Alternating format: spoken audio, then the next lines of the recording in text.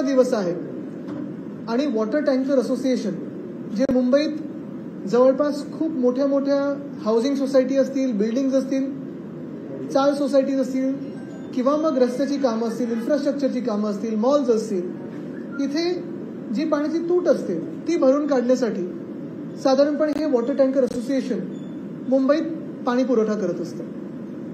1 आठवड्या आधीच या टँकर असोसिएशननी संप पुकारला होता आणि त्या हिशोबाने त्यांनी काल पहिला दिवस होता, आज दुसरा दिवस होता. काल देखील मी सोशल मीडियाच्या माध्यमातून मुंबई महानगरपालिकेच्या आयुक्तांना विनंती केली होती की हे सगळं पाण्याचा संप जेव्हा किंवा पाण्याच्या टँकरचा संप जेव्हा पुकारला जाईल, मुंबईवर ह्याचा काय परिणाम होईल ह्याच्यावर पत्रकार परिषद घेऊन मुंबईला अवगत करावं, मुंबईकरांना अवगत करावं की काय त्रास सहन करायला लागणार. तसं पाहायला गेलं तर हा काही विषय नवीन नाहीये. गेल्या 3 वर्षामध्ये या टँकर असोसिएशननी संप पुकारलेला आहे. 2-3 वेळा मी देखील अपील केल्यानंतर त्यांनी सरकारबरोबर बोलणी केली. ह्यांचंच सरकार होतं, एशनची सरकार होतं आधीच्या ह्याच्यात, आणि त्या आश्वासनावर